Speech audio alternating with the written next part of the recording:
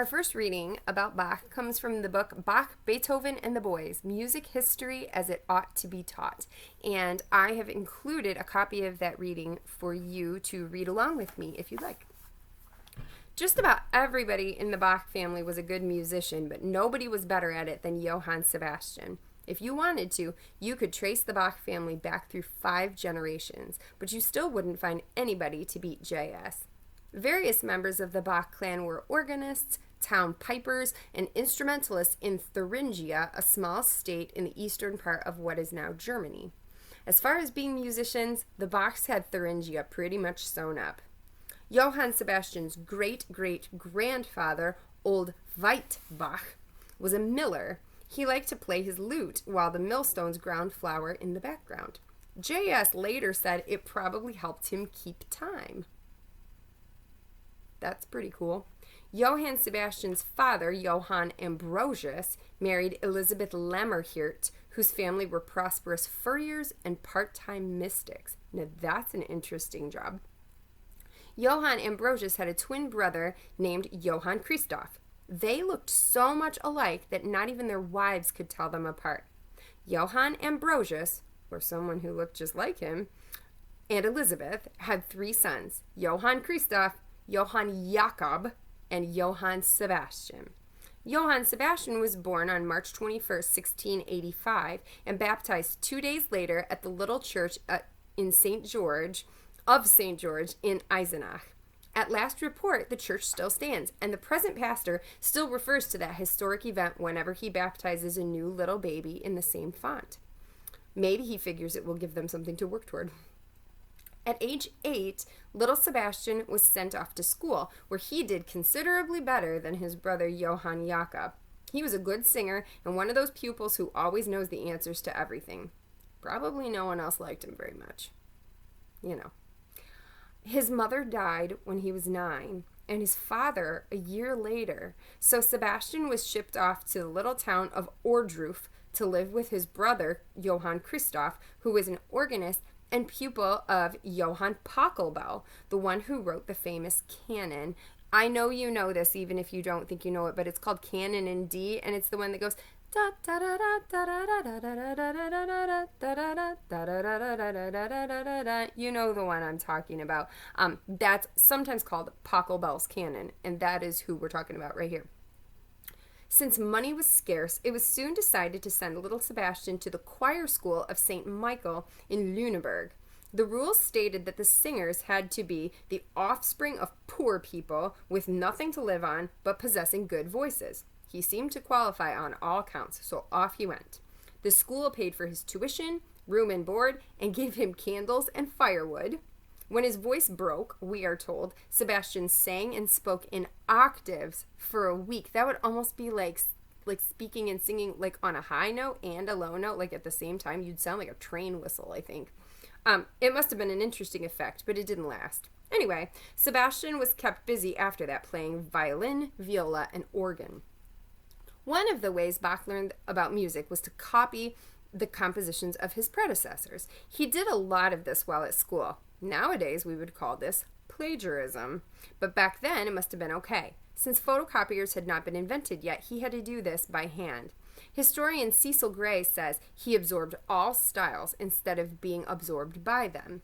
Karl Geiringer said something similar. Young Sebastian absorbed all instruction readily as a sponge does water.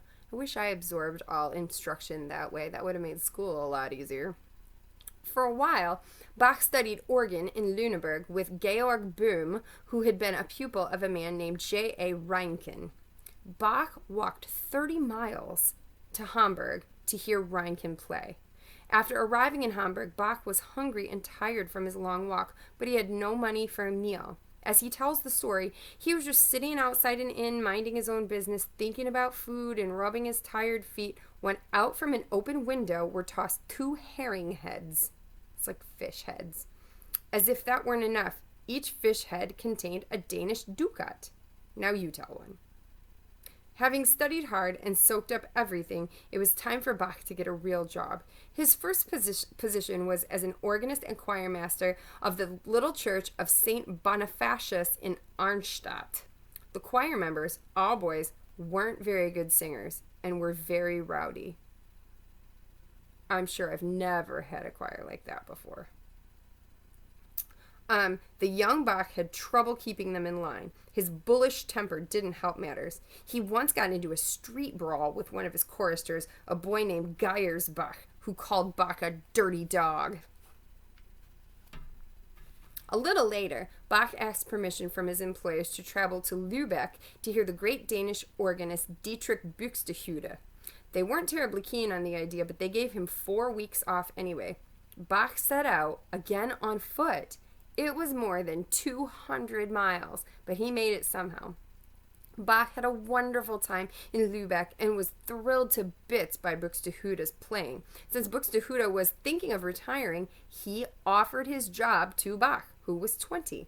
The only catch was that Bach had to marry Buxtehude's daughter, Anna Margrethe, who was nearly 30. So he was 20, she was 30.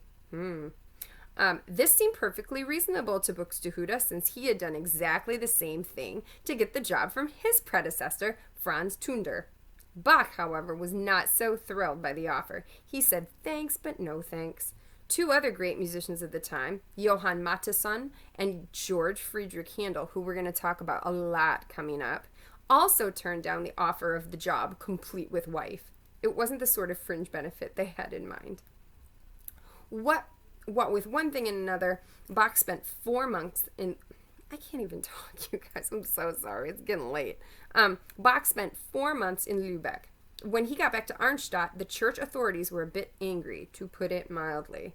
Furthermore, Bach had come back with all sorts of fancy ideas about playing hymn tunes with lots of extra notes and ornamentation, Baroque style like we talked about. This annoyed the congregation since they had trouble finding the melody. They told him to cut it out and keep things simple. So he did. Too simple. Bach wasn't keen on Buxtehude's daughter because he had his eye on someone closer to home. Very close to home, in fact. Her name was Maria Barber Bach, and she was his second cousin on his father's side. She was an orphan living with her aunt and uncle in a little house called the Golden Crown. Bach lived there for a little while too, and that's how they met. It was convenient anyway. She was cute as a button and had a lovely soprano voice. Pretty soon, the church authorities noticed the 2 of them were spending a lot of time alone together up in the organ loft. Bad news. They were only practicing their music, but that sort of thing makes church people nervous. So, all things considered, Bach decided it might be a good idea to move somewhere else. He and Maria Barbara got married, moved to Mühlhausen, and got a new church job. Bach's salary in Mühlhausen was 85 gulden a year, and 3 measures of corn, 2 trusses of wood, 1 of beech, 1 of oak or aspen delivered at his door in lieu of arable. I don't know what that means, but I do know that they gave him a little bit of money and a bunch of firewood. When the young couple were married, they were helped along financially by an inheritance from Tobias Lammerhirt, Bach's uncle on his mother's side. 14 years later, in 1721, when Maria Barbara had died and Bach was about to be married again, he got an inheritance for the widow. Of Tobias Lammerhirt. Things didn't work out very well in Mühlhausen. The church authorities were a sour-faced old bunch who didn't believe in having any fun. Within a year, Bach had accepted a job as court organist to Wilhelm Ernst, His Ducal and Serene Highness of Saxe-Weimar. The Duke offered Bach double his previous salary, and Bach said, "When do I begin?" Bach's letter of resignation to the authorities at Mühlhausen starts like this: "Your magnificence, honored and noble sirs, honored and learned sirs, honored and wise sirs, most gracious patrons and gentlemen." It gets worse. The Duke was a kind man, if somewhat stern. Everybody had to turn out all the lights by 8 p.m., 9 p.m. in the summer, and the Duke had a habit of asking the servants at random about the subject of the chaplain's sermons. He wanted to make sure they had been awake. The Duke liked music, and the organ at Weimar was a good one, but the first thing Bach did was install a set of chimes. Then it was even better. All the years of practice, not to mention the walking tours, had made Bach into a terrific organist. Once, when playing a concert at the Royal Court of Kassel, he played an elaborate pedal solo. Did you know you could do that? Did you know on the organ there's an entire keyboard that's just made of pedals for somebody's feet? It's true. He played an elaborate pedal solo so well that the crown prince took a ring off his finger and presented it to Bach. As one observer put it, if the skill of his feet alone earned him such a gift, what might the prince have given him had he used his hands as well? But through it all, Bach remained the same humble man he'd always been. When someone complimented him on his playing, he once said, "There's nothing to it. You have only to hit the right notes at the right time and the instrument plays itself." That's easy for him to say. About this time, Bach became friends with Johann Gottfried Walter, an organist and lexicographer. He also won a public clavier playing contest against the great French keyboard player Louis Marchand, who failed to show up.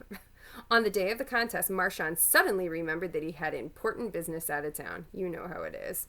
Bach spent nearly 10 years at Weimar, but then found it was time to move on. The old duke was having a family quarrel with his nephew, and Bach was sort of caught in the middle. So he accepted a job at the court of Prince Leopold of Anhalt-Köthen. Bach didn't leave on the best terms. He spent nearly a month in jail for too obstinately requesting his dismissal. While he was under arrest, he composed 46 chorale preludes, so the time wasn't completely wasted. So I want you to understand this. He was just trying to quit his job and go to a different job, and they threw him in jail for asking to quit his job. I'm really glad I don't live during this time frame. At Köthen, Bach had a 17-piece orchestra which kept him busily composing. The court bookbinders finally had to ask him to slow down so they could catch up. He composed little instruction books for his son Wilhelm Friedemann. The boy, we are told, was very bright, just like his dad. Historians know this because he used to doodle a lot on his school books. Maybe he was just bored. If you wanted to, you could think of Bach's children by Maria Barbara as his second cousins once removed, but that's probably not a good idea. Bach tried out for an organist job at the Jakobkirche in Hamburg, which, by the way, I think that's the city that's behind you. Or behind me. Not behind you. Behind me. I'm pretty sure it's Hamburg. And although he dazzled the judges with his playing, they wouldn't give him the job unless he made a hefty donation to the church. Bach refused, and the job went to a second-rate organist named Johann Joachim Heitmann, who just happened to have a spare 4,000 marks in his pockets. So he basically bribed his way into the job. That stinks. Later, Bach composed a set of 6 concertos that he sent as a gift to Christian Ludwig, the Margrave of Brandenburg. Bach copied out the score very neatly, tied it up with nice ribbon, and sent it off to him. The Margrave thanked him very much, but probably never opened the package. He didn't have an orchestra, so it didn't do him much good to have the music. Well, it's the thought that counts. After Maria Barbara died, Bach married again, this time to Anna Magdalena Vulcan, who at 20 was 16 years younger than he was.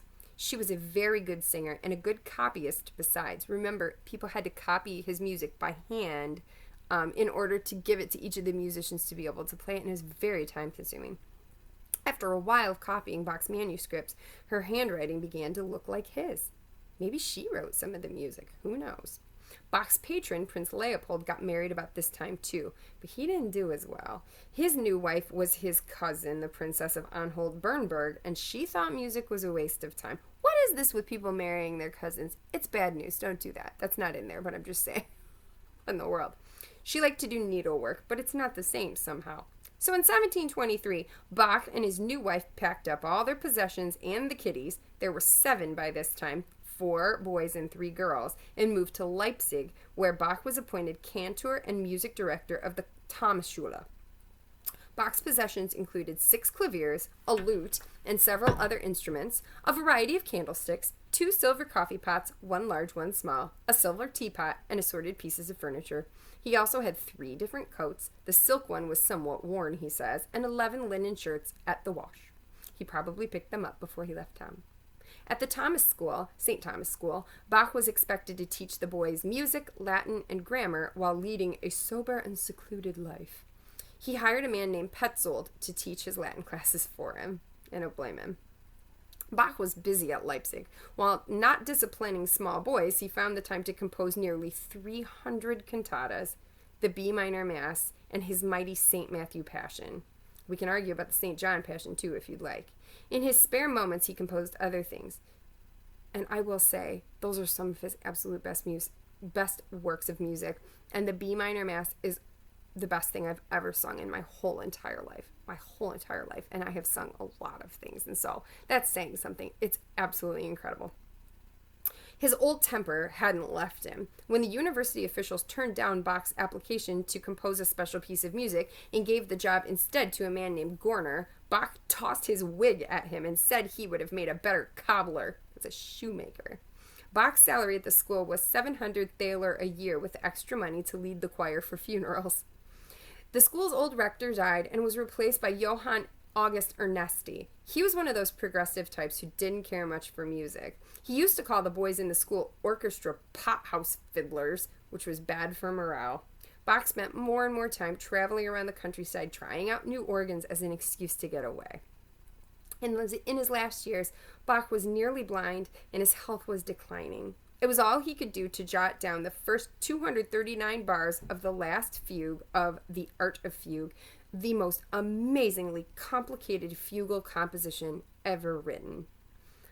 An English oculist, John Taylor, attempted surgery on Bach's eyes, but it did no good.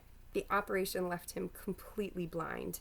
Suddenly, on July 18, 1750, Bach's eyesight was miraculously restored, but he suffered a stroke and died 10 days later. Anna Magdalena never remarried and tried to struggle along on a measly pension. She died a bag lady in the streets of Leipzig. Wilhelm Friedemann did pretty well as a composer and recitalist. That was his son. One source tells us that he had a beautifully shaped, long-fingered hand. Carl Philipp Emanuel worked for Frederick the Great, King of Prussia. CPE, that's Carl Philipp Emanuel, just played along and said nothing. After all, Frederick was the king. Johann Christian moved to London and wrote operas. There were other Bachs, but none of them amounted to much. Bach's grandson, Johann Sebastian II, was a painter, but you can't get ahead that way. By May of 1871, historian Sanford Terry said Bach's blood had ceased to flow in mortal veins. So that is a nice in-depth look at Bach's life and some of the things that went on. In our next reading on him, which is considerably shorter, you'll get a little bit more insight into the person that Bach was.